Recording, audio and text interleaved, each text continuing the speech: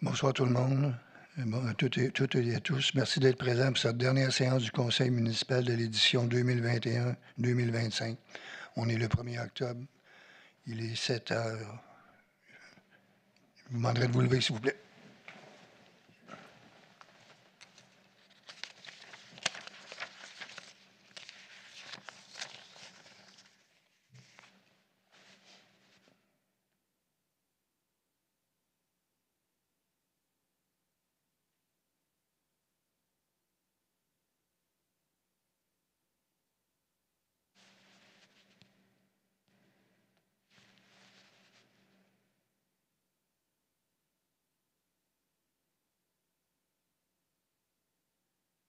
Merci. Donc, la séance de recueillement est faite. 2, l'adoption de l'ordre du jour, Nathalie. Donc, pour la dernière fois, ce soir, je propose l'adoption de l'ordre du jour tel qu'il a été présenté. Merci. Vote. Sylvain, oui. José, oui. Martin, oui. Merci. 3, adoption du procès-verbal. 3.1, adoption du procès-verbal de la séance ordinaire du 2 septembre 2025. Nathalie. Donc, je propose d'adopter le procès-verbal de la séance du 2 septembre 2025 comme il a été déposé.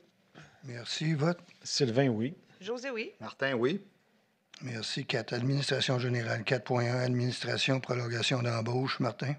Oui, attendu que Mme Catherine Piché-Nadeau a été embauchée par la résolution 166-2025 au poste d'adjointe administrative et aux archives de façon temporaire, attendu que son embauche a été prolongée pour une durée de 12 semaines par la résolution 215-2025, laquelle se termine le 24 octobre 2025, attendu l'apport important de Mme Piché-Nadeau pour le service de greffe, attendu l'avancement des travaux d'implantation du nouveau calendrier, de conservation et de réorganisation des archives et que beaucoup de travail reste à faire, autant au niveau physique que numérique, attendu que les fonds nécessaires sont disponibles au budget, attendu le rapport de Mme Mélanie Côté, assistante greffière, en date du 15 septembre 2025, je propose d'attribuer la prolongation de l'embauche de Mme Catherine Piché-Nadeau au poste d'adjointe administrative aux archives, comme prescrit l'article 9 du règlement numéro 1467-2019.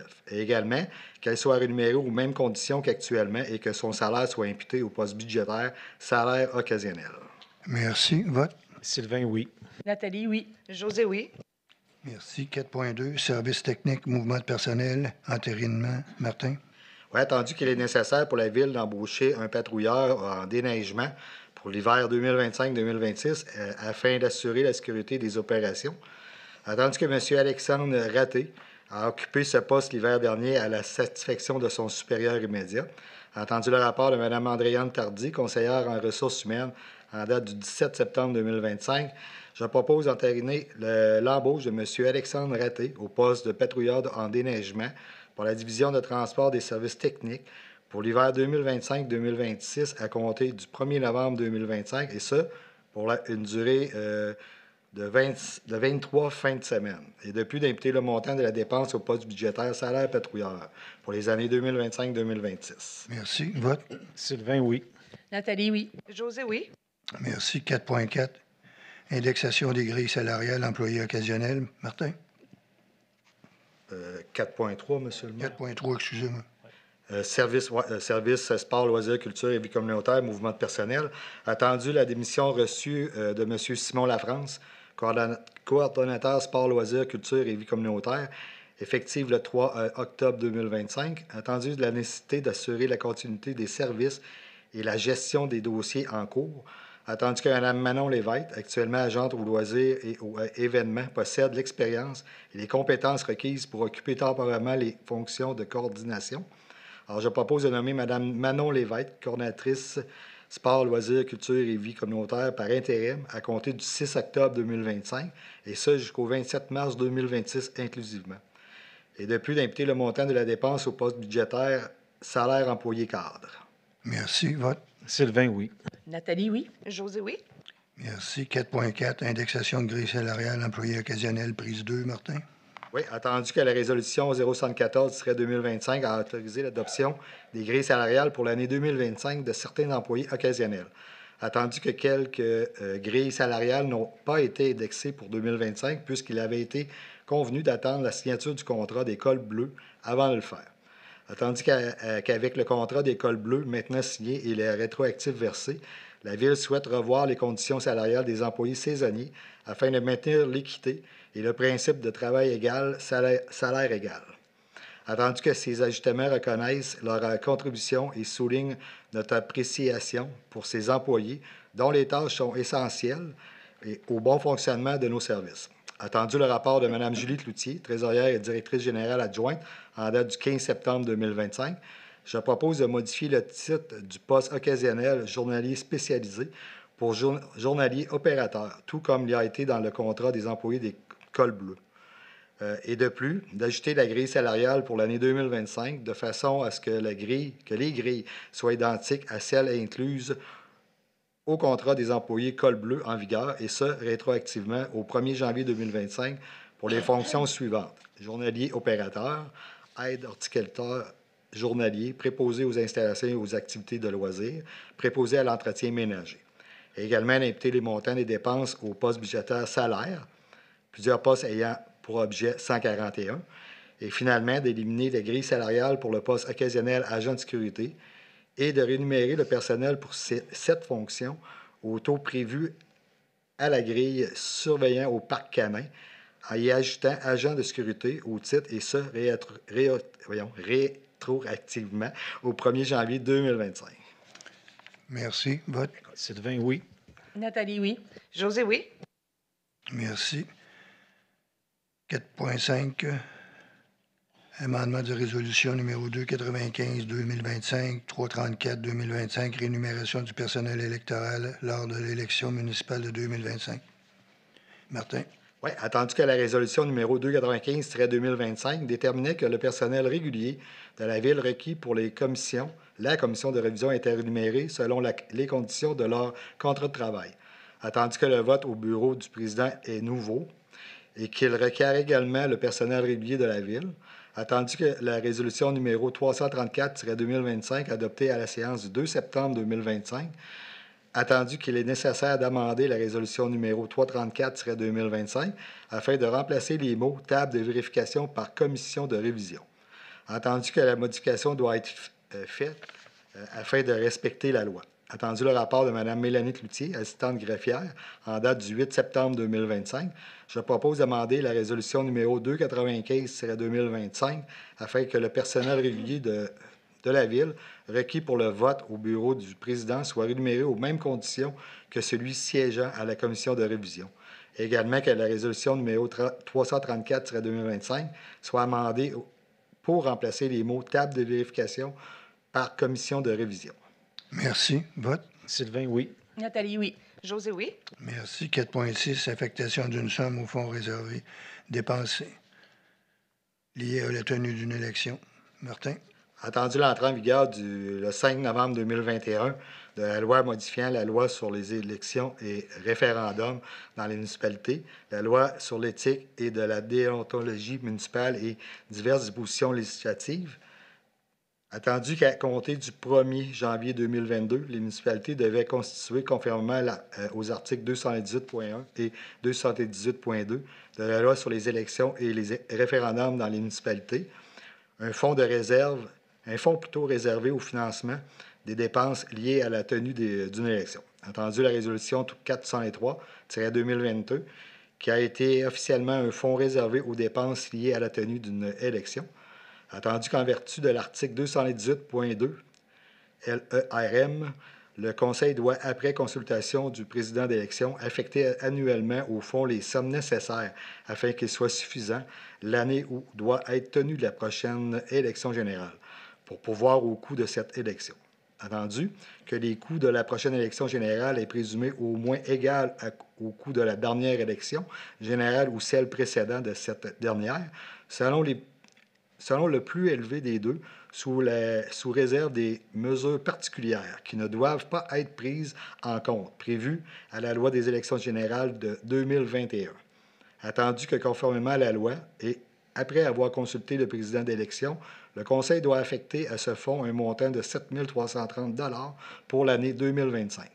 Entendu le rapport de Mme Julie Cloutier, trésorière et directrice générale adjointe, en date du 9 septembre 2025, je propose d'affecter au fonds réservé aux dépenses liées à la tenue d'une élection un montant de 7 330 pour l'exercice financier 2025, et également que la somme nécessaire de cette affectation soit appropriée du poste budgétaire affectation au fonds réservé, dépenses électorales. Merci. Vote. Sylvain, oui. Nathalie, oui. José, oui. 4.6, affectation d'une somme fonds réservé aux dépenses liées à la tenue d'une élection. 4.7, mandat de recouvrement de taxes impayées et autres créances. Martin. Oui, attendu que des taxes et autres créances relativement à l'année 2023 sont encore impayées. Attendu qu'après des avis de rappel transmis par la Ville, les taxes concernant les immeubles mentionnés à la liste annexée à la présente résolution sont toujours impayées. Attendu que, par équité pour l'ensemble des contribuables, le Conseil juge opportun que des démarches juridiques soient entreprises pour obtenir les paiements de ces taxes dues en capital, intérêts et frais. Attendu que ces dossiers doivent être transmis à la Cour municipale de Saint-Raymond, attendu qu'il est nécessaire de mandater la firme Morancy, Société d'avocats SENCRL, afin de préparer les documents juridiques nécessaires. Attendu que ce contrat respecte les obligations de règlement de gestion contractuelle de la Ville et celles de la Charte de la langue française ainsi que les exigences d'intégrité de la loi sur les contrats des organismes publics.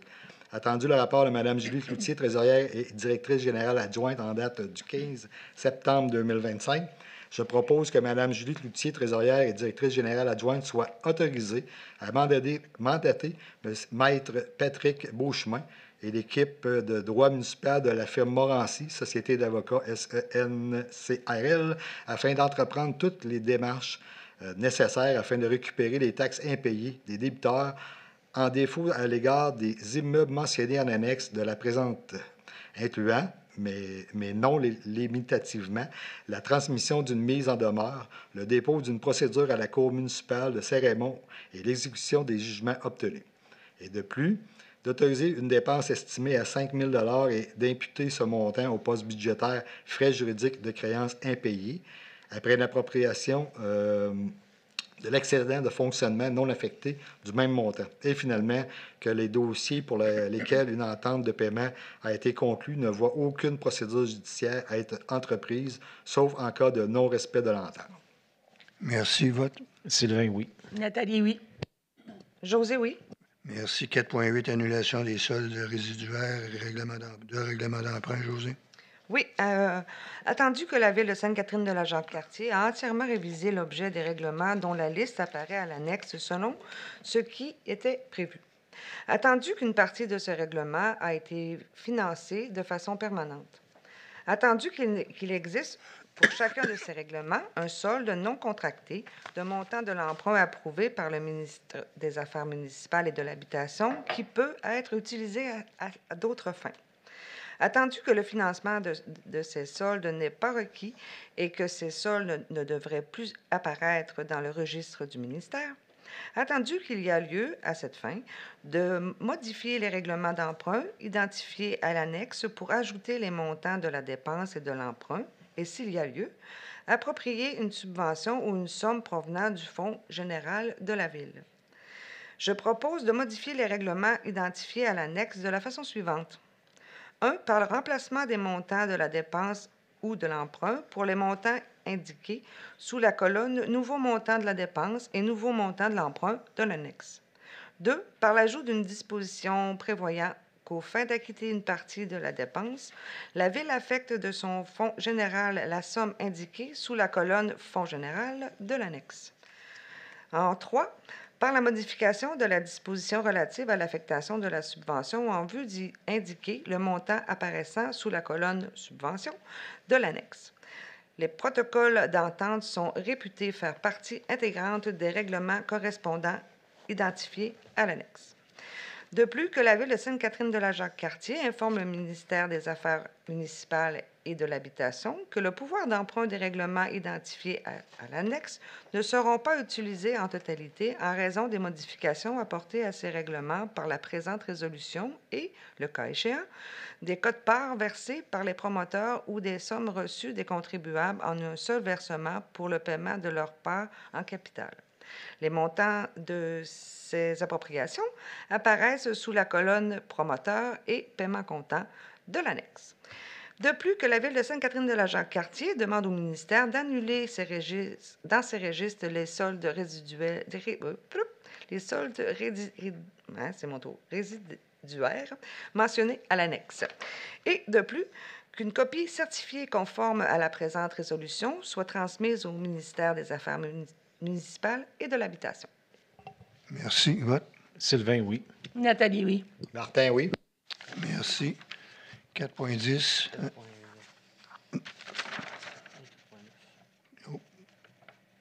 4.9. Affectation d'une partie de l'excédent du fonctionnement.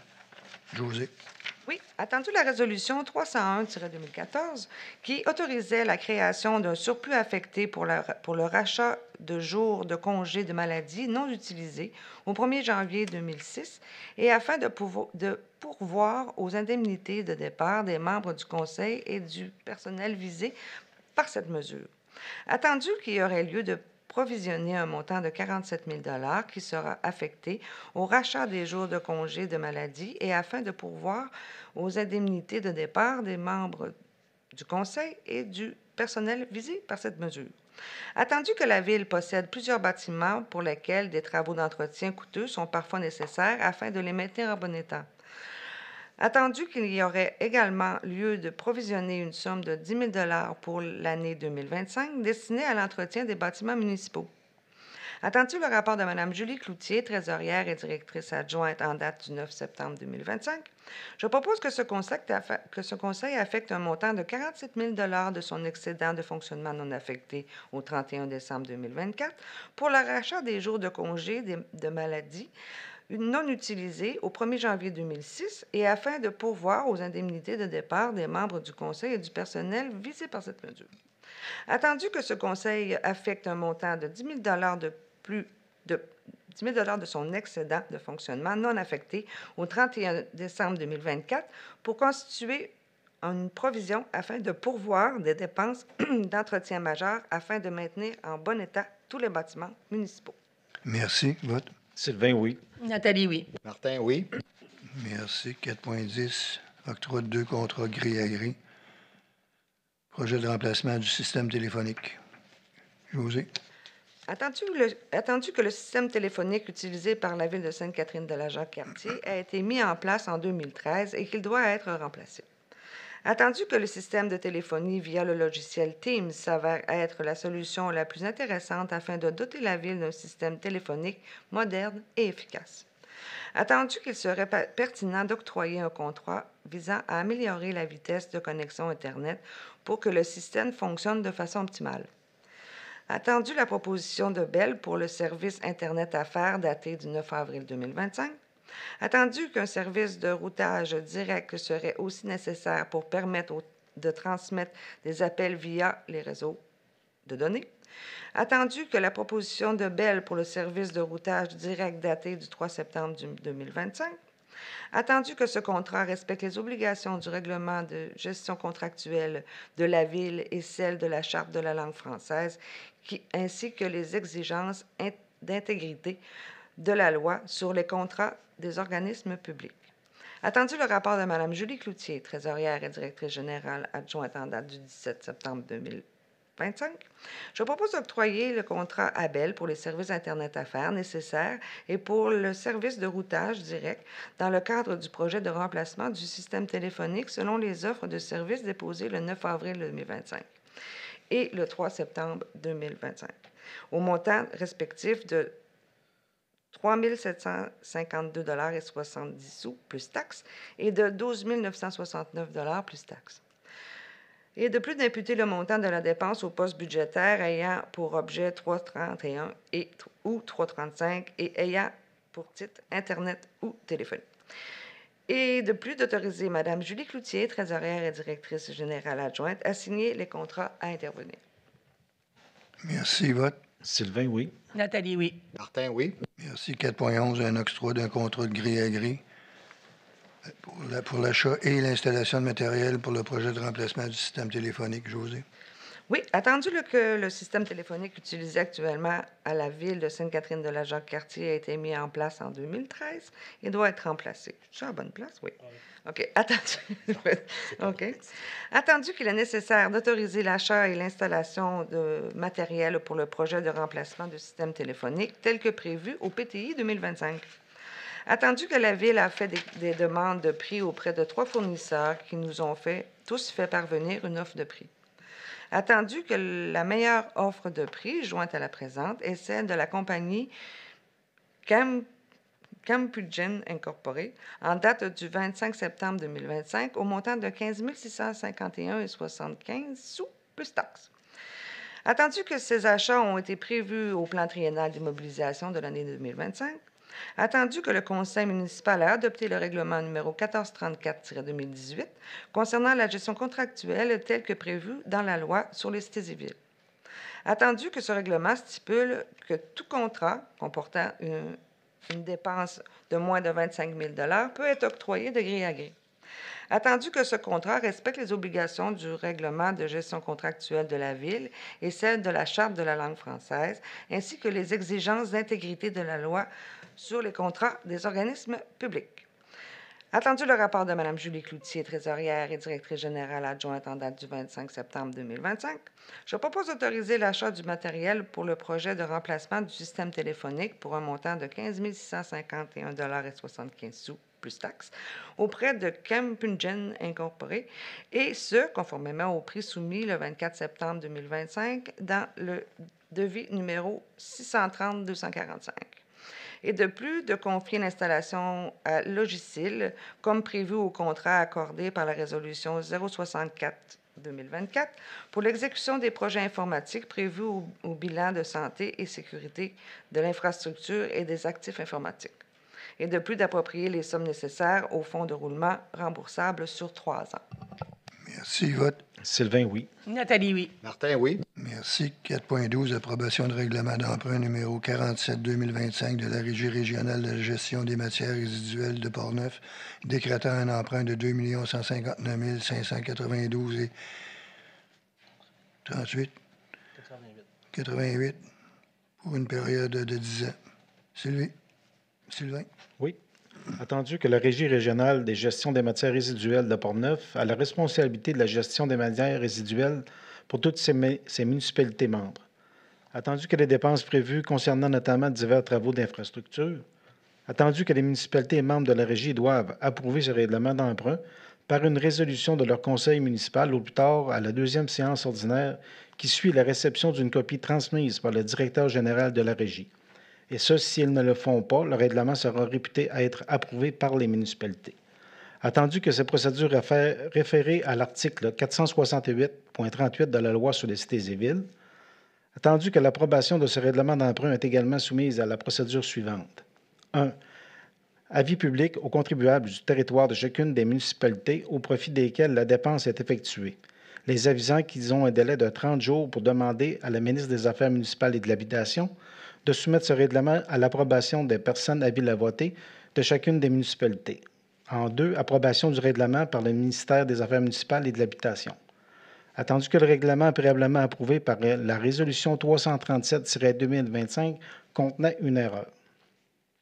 Attendu le rapport de Mme Julie Cloutier, trésorière et directrice générale adjointe en date du 25 septembre 2025, je propose que le conseil municipal de la ville de Sainte-Catherine-de-la-Jacques-Cartier approuve le règlement d'emprunt numéro 47-2025 de 2 159 592,88 adopté par la Régie régionale des gestions de matières résiduelles de Portneuf le 18 septembre 2025. Également d'abroger la résolution 337-2025 adoptée le 2 septembre 2025. Merci. Vote. Nathalie, oui. José, oui. Martin, oui. Merci. 4.13, disposition de biens désuets. Sylvain? Oui. Attendu que plusieurs biens désuets, comme les vieux ordinateurs, des écrans, des chaises inutilisables, sont actuellement entreposés au sol de la mairie. Attendu que pour pouvoir en disposer, une autorisation du conseil municipal est requise. Attendu que ces biens mobiliers relèvent du domaine privé de la Ville. Attendu le rapport de Mme Isabelle Bernier, greffière et directrice des affaires juridiques en date du 16 septembre 2025, je propose d'autoriser le transport aux fins de recyclage à l'écocentre de Sainte-Catherine-de-la-Jacques-Cartier des biens désuets actuellement entreposés au sous-sol de la mairie, énumérés au document joint de la présente résolution. Merci. Vote. Nathalie, oui. José, oui. Martin, oui. Merci. 4.14, un dépôt de rapport de suivi budgétaire de mobilisation. Martin? Oui, alors bonjour. En vertu de l'article 26 du règlement numéro 1468-2018, décrétant les règles de contrôle et de suivi budgétaire, je dépose aux membres du Conseil le rapport de l'évolution du budget des mobilisations de l'année 2025, comprenant la liste des projets non votés, préparée par Mme Julie Cloutier, trésorière et directrice générale adjointe. Merci. 4.15, dépôt du rapport des transferts budgétaires. Martin? En vertu de l'article 24 du règlement décrétant les règles de contrôle et de suivi budgétaire, je dépose le rapport de transfert budgétaire réalisé dans le cadre de la délégation de pouvoir pour la période du 1er juillet au 30 septembre 2025, tel que préparé par Mme Julie Cloutier, trésorière et directrice générale adjointe. Merci. 4.16, dépôt de la liste des chèques. Je dépose la liste des chèques et dépôts préparée par Mme Julie Cloutier, trésorière et directrice générale adjointe, pour la période se terminant le 30 septembre 2025, laquelle totalise la somme de 535 054,61 $. Merci. En 4.17, dépôt de la liste des engagements financiers. Martin? Je dépose la liste des engagements financiers préparée par Mme Julie Cloutier, trésorière et directrice générale adjointe, pour la période se terminant le 25 septembre 2025, laquelle comprend 301 commandes au montant de 253 028,28 $. Merci. Donc, on passe en 5, aménagement, urbanisme et développement. 5.1, une demande de dérogation mineure au 64, Albert Langlais. Nathalie? Rosalie, explication.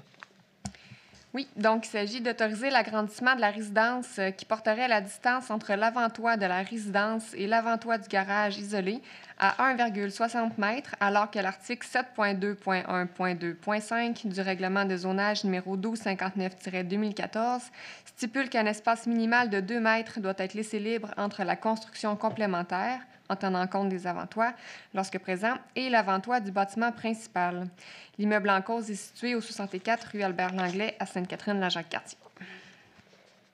Merci. Mélanie, information. Oui, j'aimerais inviter les gens qui ont des questions ou des commentaires relativement à la présente demande de dérogation mineure expliquée par Mme Laroche à se présenter au micro, à mentionner votre nom et à nous faire part de votre question ou vos commentaires. Correct. Consultation? Non? Donc, on va passer au vote. Nathalie, c'est-à-dire, excusez. Attendu la demande de dérogation mineure visant à autoriser l'agrandissement de la résidence située au 64 rue Albert-Langlais, qui porterait la distance entre l'avant-toit de la résidence et l'avant-toit du garage isolé à 1,60 m. Attendu que l'article 7.2.1.2.5 du règlement de zonage numéro 1259-2014 stipule qu'un espace minimal de 2 mètres doit être laissé libre entre la construction complémentaire, en tenant compte des avant-toits, lorsque présent, et l'avant-toit du bâtiment principal. Attendu le dépôt du rapport de Mme Rosalie Laroche, directrice adjointe à l'urbanisme, auprès du comité consultatif d'urbanisme, en date du 2 septembre, ainsi que les documents fournis par le requérant. Attendu que la demande est faite de bonne foi, attendu que l'application du règlement a pour effet de causer un préjudice sérieux au demandeur, puisqu'il s'agit de la meilleure solution selon la configuration actuelle de la résidence. Attendu que l'acceptation de la demande ne porte pas atteinte à la jouissance par les propriétaires des immeubles voisins de leurs droits de propriété, étant donné que l'objet de la dérogation mineure concerne l'espace entre deux des bâtiments du demandeur. Attendu que la demande n'a pas pour effet d'aggraver les risques en matière de santé et sécurité ou de porter atteinte à la qualité de l'environnement ou au bien-être général. Attendu que les objectifs du plan d'urbanisme sont respectés. Attendu que la demande de dérogation mineure porte sur 0,40 m, ce qui, dans ce contexte, est jugé comme étant mineur. Attendu la recommandation du comité consultatif d'urbanisme dans l'extrait CC 46-2025. Attendu le rapport de Mme Rosalie Laroche, directrice adjointe à l'urbanisme en date du 10 septembre 2025. Attendu que le Conseil a entendu les personnes qui désiraient s'exprimer sur cette demande, je propose d'accorder la dérogation mineure afin d'autoriser l'agrandissement de la résidence pour la propriété 6 ou 64 rue Albert-Langlais, afin de porter la distance entre l'avant-toit de la résidence et l'avant-toit du garage isolé à 1,60 m. Merci. Vote. Sylvain, oui. José, oui. Martin, oui. Merci. 5.3. Demande de dérogation mineure au 175 route Montcalm. 5.2. Oui, on vient de faire 5.1. Demande de dérogation 126 rue des Catherines. Oui, donc... Rosalie, explication. Donc, la demande de dérogation vise à régulariser l'implantation des cabanons dont les avant-toits se trouvent respectivement à 0,88 m et 0,90 m de la ligne arrière, alors que l'article 7.2.1.2.5 du règlement de zonage numéro 1259-2014 stipule qu'un espace minimal de 1 m doit être laissé libre entre la construction complémentaire, en tenant compte des avant-toits lorsque présents, et les lignes latérales ou arrière du terrain sur lesquelles elle est implantée. L'immeuble en cause est situé au 126 avenue des Catherines, à Sainte-Catherine de la Jacques-Cartier. Merci. Mélanie, information. Oui, comme tout à l'heure, j'aimerais inviter les gens qui veulent se présenter concernant la demande de dérogation mineure du 126 avenue des Catherines à s'avancer au micro. C'est correct pour tout le monde? Consultation, c'est correct. Donc, Nathalie? Donc, attendu la demande de dérogation mineure visant à régulariser l'implantation des cabanons, dont les avant-toits se trouvent respectivement à 0,88 m et 0,90 m de la ligne arrière pour la propriété 6 au 126 avenue des Catherines. Attendu que l'article 7.2.1.2.5 du règlement de zonage numéro 1259-2014 stipule qu'un espace minimal de 1 m doit être laissé libre entre la construction complémentaire, en tenant compte des avant-toits lorsque présents et des lignes latérales ou arrière du terrain sur lequel elle est implantée. Attendu le dépôt du rapport de Mme Rosalie Laroche, directrice adjointe à l'urbanisme, auprès du comité consultatif d'urbanisme en date du 9 septembre 2025, ainsi que les documents fournis par le requérant. Attendu que cette demande est faite de bonne foi. Attendu que l'application du règlement a pour effet de causer un préjudice sérieux au demandeur puisqu'il devrait déplacer les cabanons de quelques centimètres. Attendu que l'acceptation de la demande ne porte pas atteinte à la jouissance par les propriétaires des immeubles voisins de leur droit de propriété. Attendu que la demande n'a pas pour effet d'aggraver les risques en matière de sécurité ou de santé publique ou de porter atteinte à la qualité de l'environnement ou au bien-être général. Attendu que les objectifs du plan d'urbanisme sont respectés. Attendu que la demande de dérogation mineure porte sur 0,12 m pour le premier cabanon et de 0,10 m pour le deuxième, ce qui, dans ce contexte, est jugé comme étant mineur. Attendu la recommandation du comité consultatif d'urbanisme dans l'extrait CC-49-2025, attendu le rapport de Mme Rosalie Laroche, directrice adjointe à l'urbanisme en date du 10 septembre 2025, attendu que ce conseil a entendu les personnes qui désiraient s'exprimer sur cette demande, je propose d'accorder la dérogation mineure afin de régulariser l'implantation des cabanons situés au 126 avenue des Catherines. Merci. Vote. Sylvain, oui. José, oui. Martin, oui. Merci. En 5.3, demande de dérogation mineure 175 route Montcalm. Rosalie, explication? Oui, donc les deux demandes des dérogations mineures à cette adresse sont les suivantes.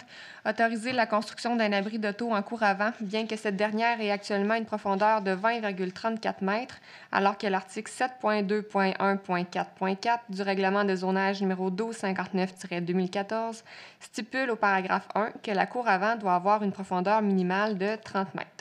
De plus, l'espace entre l'avant-toit de l'abri d'auto et celui du bâtiment principal serait de 1,2 m, alors que l'article 7.2.1.2.5 du règlement susmentionné prévoit une distance minimale de 2 m entre les avant-toits du bâtiment principal et des bâtiments complémentaires isolés. L'immeuble en cause est situé au 175 route Montcalm à Sainte-Catherine de la Jacques-Cartier. Merci, Mélanie. Information? Toujours la même chose. J'aimerais inviter les gens qui désirent se prononcer concernant la demande de dérogation mineure du 175 route Montcalm à s'avancer au micro, à s'identifier, à poser ses questions ou commentaires. Merci. Personne. Consultation, c'est correct. Donc, Nathalie, 5.3. Donc, attendu la demande de dérogation mineure déposée pour la propriété 6 au 175 route Montcalm, visant à autoriser la construction d'un abri d'auto en cour avant, bien que cette dernière ait actuellement une profondeur de 20,34 m, alors que l'article 7.2.1.4.4 du règlement de zonage numéro 1259-2014 stipule au paragraphe 1 que la cour avant doit avoir une profondeur minimale de 30 mètres. Attendu que la demande porte également sur l'espace entre l'avant-toit de l'abri d'auto et celui du garage incorporé, qui serait de 1,2 mètres, tandis que l'article 7.2.1.2.5 du règlement submentionné prévoit une distance minimale de 2 mètres. Attendu le dépôt du rapport de Mme Rosalie Laroche, directrice adjointe à l'urbanisme auprès du comité consultatif d'urbanisme, en date du 4 septembre 2025, ainsi que les documents fournis par le requérant. Attendu que la demande est faite de bonne foi, attendu que l'application du règlement n'a pas pour effet de causer un préjudice sérieux aux demandeurs, car d'autres alternatives non permanentes existent. Attendu que l'acceptation de la demande ne porte pas atteinte à la jouissance par les propriétaires des immeubles voisins de leurs droits de propriété, étant donné que les voisins immédiats au projet l'attestent dans une communication écrite. Attendu que la demande n'a pas pour effet d'aggraver les risques en matière de sécurité et de santé publique ou de porter atteinte à la qualité de l'environnement et du bien-être général. Attendu que les objectifs du plan d'urbanisme sont respectés.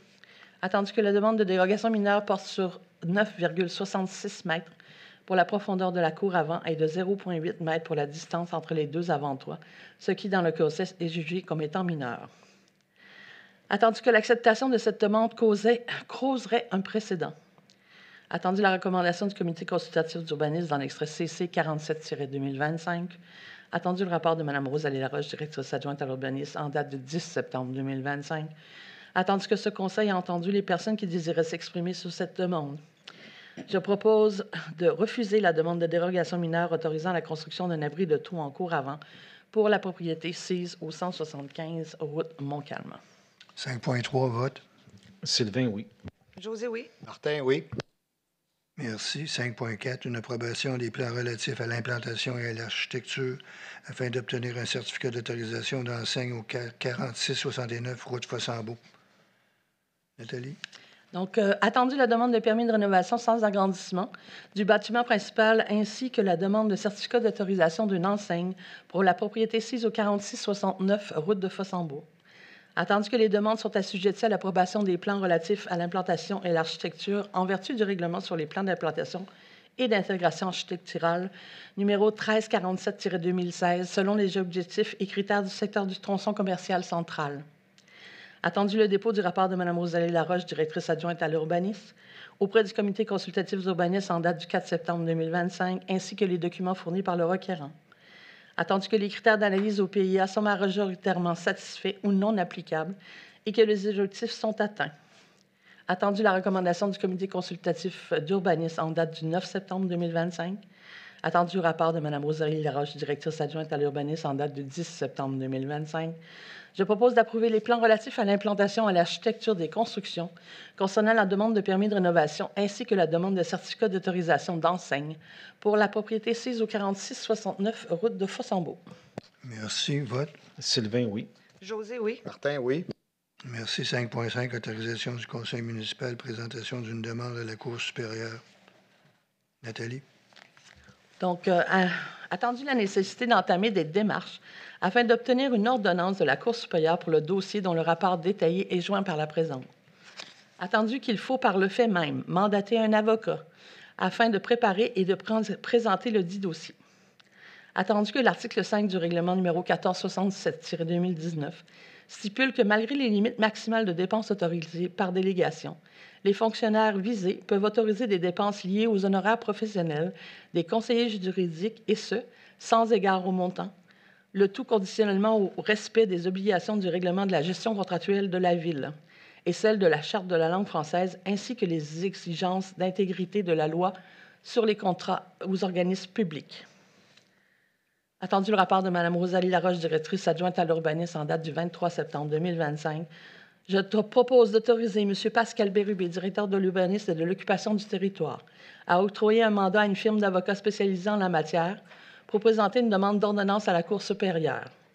Également, d'obtenir des documents relatifs aux obligations de la Charte de la langue française, ainsi que la déclaration d'intégrité exigée par la loi sur les contrats des organismes publics avant l'octroi du mandat à la firme d'avocats. De plus, d'imputer le montant de la dépense au poste budgétaire service juridique. Merci. 5.5. 5 votes. Sylvain, oui. José, oui. Martin, oui. Merci. 5.6, approbation de travaux, réfection de la croix du cimetière Juchereau-Duchesnay. Nathalie. Attendu qu'en vertu de la loi sur le patrimoine culturel, la Ville de Sainte-Catherine-de-la-Jacques-Cartier a procédé à la création du Conseil local du patrimoine. Attendu que la Ville, par la voie du règlement numéro 1388-2017, a procédé à la citation du site patrimonial de la paroisse de Sainte-Catherine sur la recommandation du Conseil local du patrimoine. Attendu que selon ce règlement, toute personne doit se conformer aux conditions relatives à la conservation des valeurs patrimoniales du site, auxquelles le Conseil peut l'assujettir, et qui s'ajoute à la réglementation municipale lorsque cette personne, 1. érige une nouvelle construction, 2. modifie l'aménagement du terrain, y compris les aires de stationnement et de l'aménagement paysager, 3. modifie l'implantation d'une construction, 4. répare ou modifie de quelque façon l'apparence d'une construction, ou 5. effectue un nouvel affichage ou modifie, remplace ou démolit une enseigne.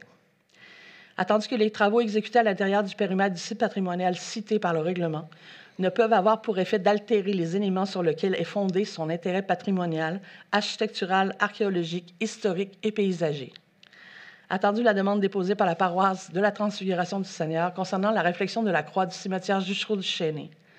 Attendu que le Conseil local du patrimoine a procédé à l'étude de la demande lors d'une consultation et que les membres ont statué sur le fait que les travaux prévus respectent les objectifs et critères d'analyse énoncés dans le règlement de citation, puisque le projet consiste en la réflexion presque identique de la croix et de l'ancrage au sol, bien que différent, s'avère nécessaire.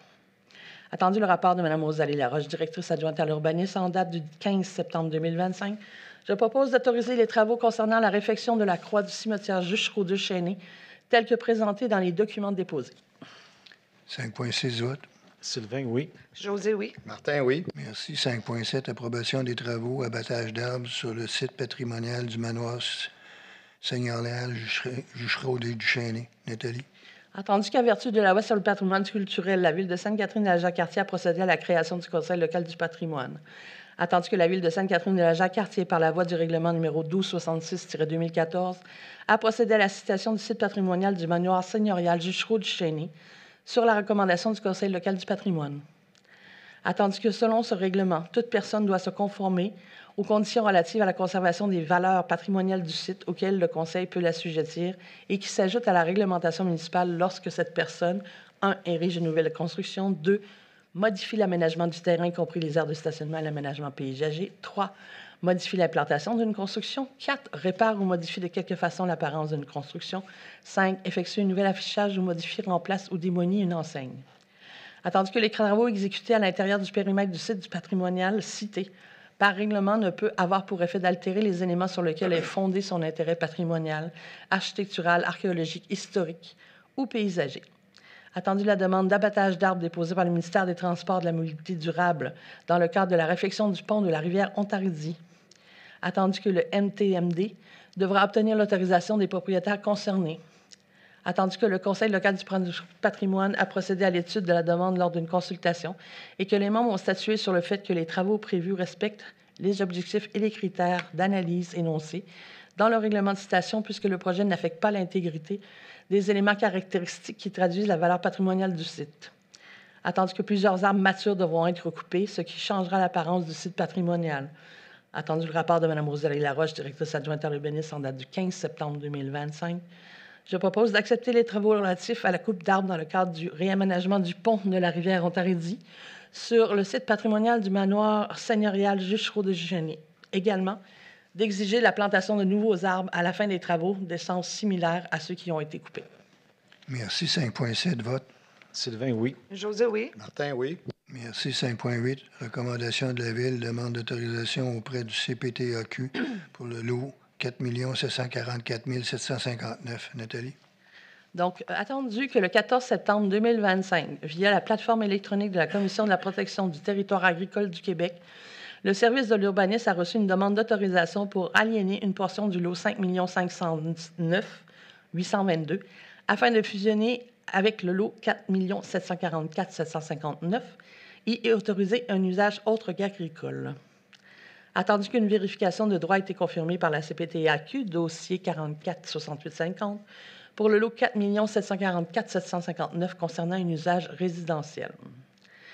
Attendu que la résidence présentement en place est en très mauvais état et que pour y construire une nouvelle résidence, les dimensions minimales exigées dans le règlement de lotissement numéro 1260-2014 pour le lot sont de 4000 m² pour une superficie et 50 mètres minimum pour la façade et 40 mètres minimum pour la profondeur.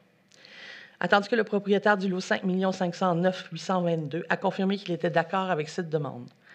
Attendu que dans le cadre de sa recommandation relativement à cette demande, la Ville de Sainte-Catherine de la Jacques-Cartier a notamment considéré les critères de l'article 62 de la Loi sur la protection du territoire et des activités agricoles.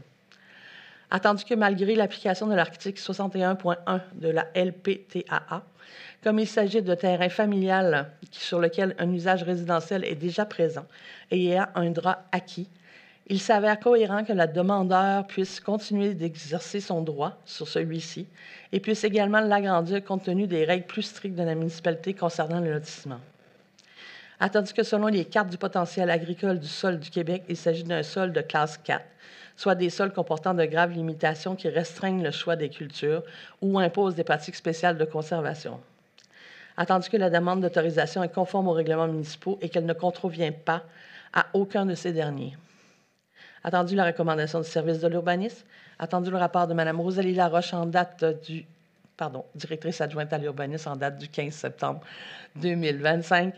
Je propose d'appuyer la demande d'autorisation numéro 45 17 18 à l'effet d'agrandir le lot 4 744 759 à partir du lot 5 509 822 et d'autoriser un usage autre qu'agricole sur l'ensemble du lot ainsi créé.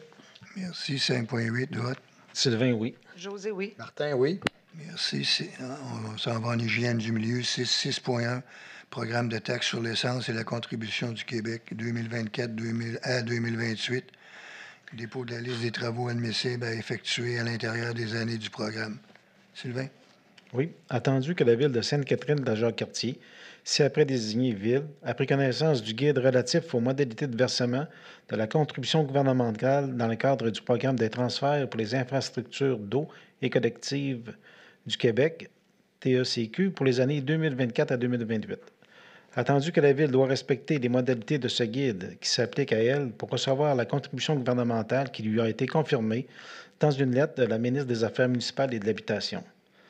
Attendu le rapport de Mme Julie Cloutier, trésorière et directrice générale adjointe en date du 11 septembre 2025, je propose que la Ville s'engage à respecter les modalités du guide qui s'appliquent à elle, que la Ville s'engage à être la seule responsable et à dégager le gouvernement du Canada, le gouvernement du Québec, de même que leurs ministres, hauts fonctionnaires, employés et mandataires de toute responsabilité quant aux réclamations, aux exigences, aux pertes, aux dommages, aux coûts, de toutes sortes, ayant comme fondement une blessure infligée à une personne, le décès de celle-ci, des dommages causés à des biens ou à la perte des biens attribuables à un acte délibéré ou négligent, découlant directement ou indirectement des investissements réalisés au moyen de l'aide financière obtenue dans le cadre du programme de TECQ 2024 à 2028.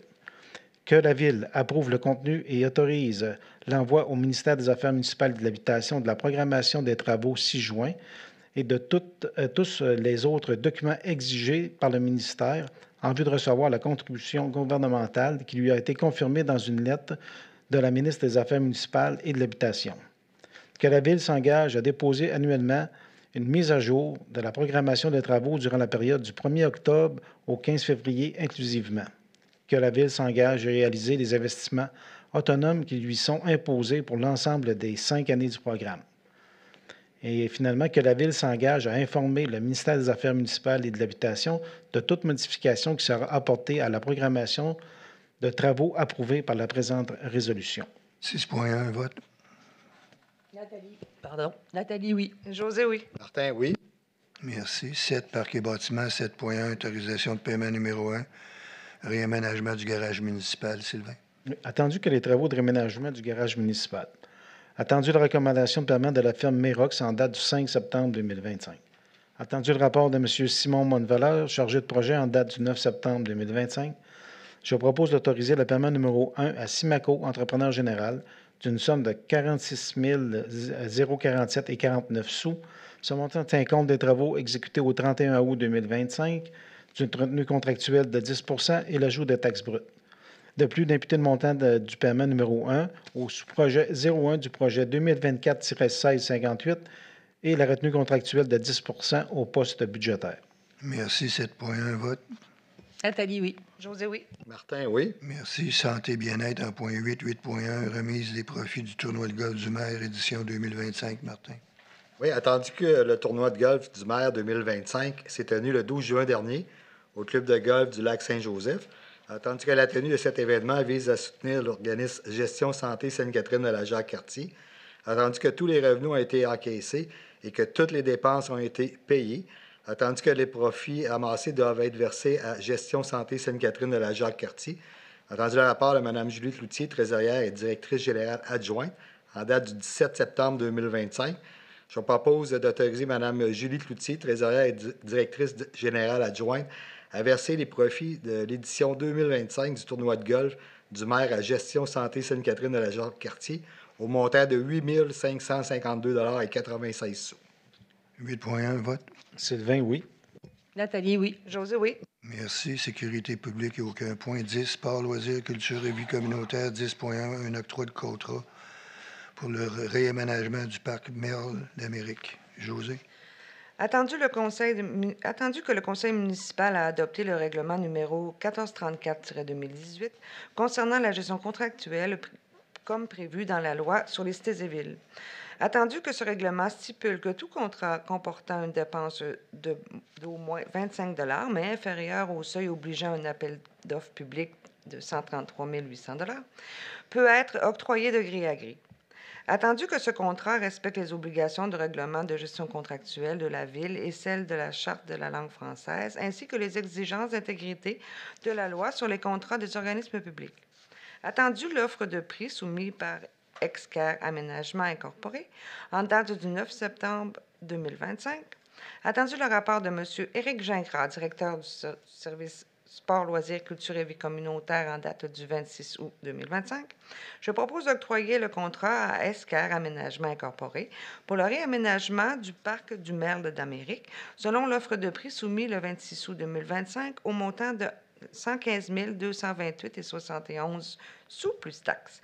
De plus d'imputer le montant de la dépense au règlement d'emprunt numéro 1695-2025 sous le projet 01. Et en terminant, d'autoriser M. Éric Gingras, directeur du service Sport, loisirs, culture et vie communautaire, à signer le contrat à intervenir. Merci. 10.1, vote. Sylvain, oui. Nathalie, oui. Martin, oui. Merci. 10.2, autorisation de demande de subvention au programme d'assistance financière aux initiatives locales et régionales en matière d'activité physique et plein air. José. Attendu que le programme d'assistance financière aux initiatives locales et régionales en matière d'activité physique et de plein air est un programme d'assistance financière visant à soutenir les besoins de promotion et de valorisation de la pratique régulière d'activité physique et de plein air auprès de la population. Attendu que le principal objectif de ce programme est de soutenir la réalisation de nouveaux projets ou la bonification de projets existants, locaux et régionaux, favorisant directement la pratique d'activité physique et de plein air. Attendu que le service Sport, loisirs, culture et vie communautaire a un projet pour bonifier son appareil destiné aux activités de psychomotricité pour les enfants de 0 à 5 ans, attendu le rapport de M. Éric Gingras, directeur du service Sport, loisirs, culture et vie communautaire en date du 16 décembre 2025, je propose d'autoriser la présentation du projet à l'unité de loisirs et de sport de la capitale nationale et au ministère de l'Éducation du Québec dans le cadre du programme de soutien aux initiatives locales et régionales en matière d'activité physique et plein air. De plus, de confirmer l'engagement de la Ville de Sainte-Catherine de la Jacques-Cartier à payer sa part des coûts admissibles au projet, et de plus de désigner M. Éric Gingras, directeur du Sport, loisirs, culture et vie communautaire, comme personne autorisée à agir au nom de la Ville et à signer tous les documents relatifs au dépôt de cette demande d'aide financière. Merci. 10.2, vote. Sylvain, oui. Nathalie, oui. Martin, oui. Merci. 11, transport. 11.1, un appui à un retour sécuritaire et complet des activités de contrôle routier au Québec. Sylvain. Oui. Attendu que les contrôleurs routiers du Québec jouent un rôle essentiel dans la sécurité publique en assurant notamment la surveillance des véhicules lourds, le respect des normes de transport des matières dangereuses, les opérations de contrôle de vitesse et la sécurité du transport scolaire et le transport de personnes. Attendu que depuis la décision rendue le 6 mars 2025 par le Tribunal administratif du travail, une partie importante des activités des contrôleurs routiers est suspendue ou grandement réduite, notamment en raison du confinement de ces agents au poste de contrôle. Attendu que cette limitation nuit directement à la capacité des contrôleurs routiers d'intervenir de manière préventive et efficace sur le terrain, augmentant ainsi le risque d'accidents liés à des véhicules lourds non conformes, au transport inadéquat de matières dangereuses, aux surcharges et à l'usure mécanique ou à la fatigue des conducteurs. Attendu que la période estivale et la rentrée scolaire sont des moments critiques sur le réseau routier en raison de la forte circulation du transport touristique et du retour massif des autobus scolaires transportant des enfants. Attendu que l'inaction du gouvernement du Québec depuis le jugement du TAT constitue une situation préoccupante et que des mesures concrètes sont nécessaires afin de restaurer la capacité d'intervention complète des contrôleurs routiers. Attendu que la sécurité routière est une responsabilité partagée entre des paliers gouvernement et que les municipalités ont à cœur la sécurité de leurs citoyens. Attendu le rapport de Mme Mélanie Côté, assistante greffière, en date du 11 septembre 2025, je propose que le Conseil municipal de la Ville de Sainte-Catherine-de-la-Jacques-Cartier appuie la demande d'adresser au gouvernement du Québec afin qu'il lui donne suite sans délai à la décision rendue par le Tribunal administratif du travail le 6 mars 2025 en mettant en place les mesures nécessaires pour assurer le retour complet et sécuritaire des activités des contrôleurs routiers sur l'ensemble du territoire québécois.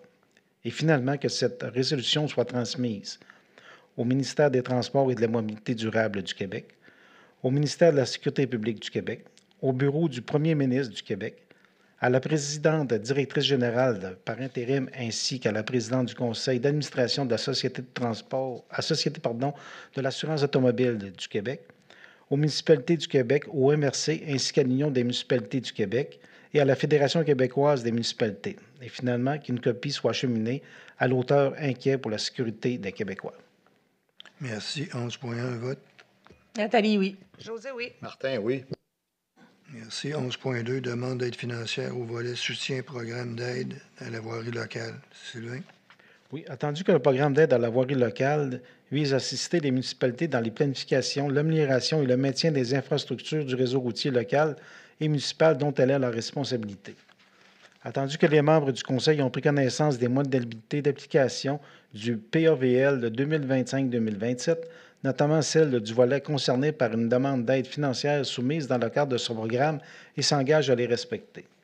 Attendu que le projet consiste à effectuer des travaux de renforcement de la structure de la voirie et resurfaçage sur un tronçon de près de 200 mètres du vieux chemin ainsi qu'aux correctifs requis pour l'amélioration du drainage.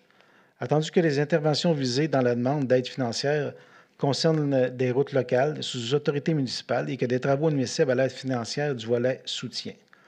Attendu que seuls les travaux réalisés après la date figurant sur la lettre d'annonce de l'aide financière sont admissibles à une aide financière.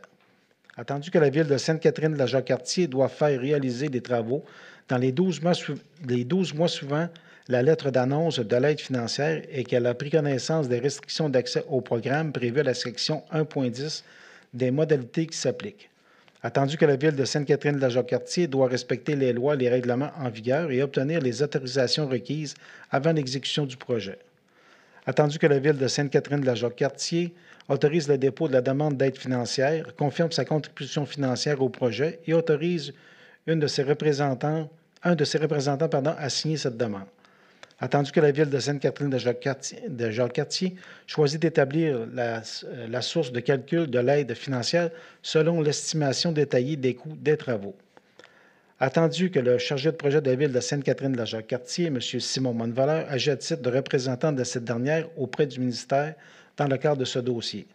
Attendu le rapport de M. John McGrath, directeur des services techniques en date du 9 septembre 2025, je propose que le Conseil de la Ville de Sainte-Catherine-de-la-Jacques-Cartier autorise la présentation d'une demande d'aide financière, confirme son engagement à respecter les modalités d'application en vigueur, reconnaissant qu'en cas de non-respect de celle-ci, l'aide financière sera résiliée. Également que M. le maire Pierre Dalbec et M. Martin Carreau, directeur général, soient autorisés à signer tout document ou entente à cet effet, y compris la convention d'aide financière, lorsqu'applicable avec le ministère des Transports et de la Mobilité durable. Merci. 11.2, vote. Nathalie, oui. José, oui. Martin, oui. Merci. 11.3, demandes diverses au ministère des Transports et de la Mobilité durable. Sylvain? Oui, attendu que la Ville a un rôle important à jouer en matière de transport et mobilité, notamment concernant l'amélioration du réseau routier et le renforcement de la sécurité routière. Attendu les observations de la Ville dans la dernière année sur le réseau supérieur dont le ministère du Transport et de la Mobilité durable est responsable. Attendu que toute demande adressée à la Direction générale du MTMD pour un territoire concerné doit être accompagnée d'une résolution municipale. Attendu le rapport de M. John Maigrat, directeur des services techniques en date du 12 septembre 2025, je propose de présenter les demandes de recommandation de l'équipe des services techniques à la Direction générale de la capitale nationale du ministère des Transports et de la Mobilité durable. De plus, que la Ville s'engage à mettre de l'avant les projets qui pourront être réalisés à l'interne à la suite de l'acceptabilité de ceux-ci par le ministère des Transports et de la Mobilité durable, et ce, en conformité avec les normes applicables et conditionnellement à la disponibilité préalable des budgets nécessaires à la réalisation de ces derniers. Merci. 11.3, vote. Nathalie, oui. José, oui. Martin, oui. Merci. 11.4, autorisation de paiement numéro 3, resurfaçage d'une partie de la route Montcalm et remplacement de ponceau sur la route Laurier et les routes des Érables et Montcalm. Sylvain? Oui, attendu que le projet de resurfaçage d'une partie de la route Montcalm et le remplacement de ponceau sur la rue Laurier et la route des Érables et Montcalm. Attendu qu'il est nécessaire d'autoriser l'amendement de la première directive de changement progressif qui est maintenant établi au montant de 28 612,50 plus taxes et dont la somme de 14 306,25 plus taxes a été autorisée et payée par la résolution numéro 350-2025. Attendu que le solde de la directive du changement DC-01 au montant de 14 306,25 est inclus au décompte progressif numéro 3. Attendu la recommandation de paiement de M. Olivier Bibeau-Pinard de la firme Génio Espère Conseil incorporée en date du 17 septembre 2025. Attendu le rapport de M. Simon Wannevaleur, chargé de projet en date du 17 septembre 2025. Je propose d'autoriser l'amendement de la première directive de changement progressif totalisant maintenant 28 612,50 plus taxes qui a été nécessaire au chantier de resurfaçage d'une partie de la route Montcalm et le remplacement de ponceau sur la rue Laurier et la route des Érables et Montcalm, calculé ainsi. DC-1. Total progressif en date du 16 septembre, 28 612,50 plus taxes. Payé par le décompte numéro 2, 14 306,25 plus taxes. Solde à payer au décompte numéro 3, 14 306,25 plus taxes. Et aussi d'autoriser le paiement numéro 3 à Axco Aménagement Incorporé au montant de 332 058,31. Ce montant tient compte des travaux exécutés au 16 septembre 2025, du solde à payer à la directive de changement progressif DC-01, d'une retenue contractuelle de 10 et l'ajout des taxes brutes. Également d'autoriser l'émission d'un chèque à l'entrepreneur en échange de quittances partielles des fournisseurs et sous-traitants ayant dénoncé leur contrat relativement au paiement numéro 2. Et depuis d'imputer le paiement numéro 3 au sous-projet 01 du projet numéro 2025-1689 et la retenue contractuelle de 10 au poste budgétaire. 11.4, vote. Nathalie, oui. José, oui. Martin, oui. Merci. En 12 autres sujets, il n'y en a pas. Et enfin, période de questions. Est-ce qu'il y a des questions? Non? Correct pour tout le monde? Sur ça, avant de procéder à la clôture officielle, c'est la dernière réunion que Nathalie est avec nous autres. Elle ne se représente pas cette année, question de santé. Je tiens à la remercier très sincèrement pour tout le travail qu'elle a effectué. Ça fait quoi, 3 mandats? 12 ans. 12 ans, dont le CCU en plus de ça comme responsabilité dans les dernières années. Je te remercie énormément, Nathalie. Merci à vous. Bonne chance à mes amis actuels pour les élections. Bonne chance aux candidats qui sont dans la salle ce soir aussi. Bonne élection, bonne continuation et vous allez faire ce qu'il va falloir au bon moment. J'ai confiance en vous autres. Merci. Merci, Nathalie. Monsieur le maire, si vous me permettez également, je voulais saluer également son travail pour les 12 dernières années. C'était un plaisir de travailler avec toi, Nathalie, donc bonne retraite. Oui. Bien mérité. Je pense, oui. Donc, pour la clôture, alors que nous terminons cette dernière séance du Conseil avant les élections municipales, je tiens à souligner la vitalité de notre communauté. Cet été, Sainte-Catherine-la-Jacques-Cartier a été le théâtre de nombreux moments de rencontre et de célébration. Le jour du citoyen, les marchés publics, les spectacles en plein air, les activités familiales et les fêtes de quartier ont permis à nos citoyens de se retrouver, d'échanger et de tisser des liens. Ces événements sont le reflet d'une ville vivante, accueillante et fière de ses gens. À l'approche des élections, j'invite tous, chacun et chacune, à exercer son droit de vote, un geste essentiel pour faire entendre sa voix et participer activement à la démocratie locale. Merci aux membres du Conseil pour leur engagement et leur dévouement tout au long du mandat et bonne chance à toutes les personnes qui se présentent. Sur ce, je procède à la clôture de la séance d'aujourd'hui. Nathalie. Donc, je propose la clôture de la séance du mercredi 1er octobre 2025. La séance est levée à 20h05. Merci beaucoup. Vote. Sylvain, oui. José, oui. Martin, oui. Bonne soirée tout le monde.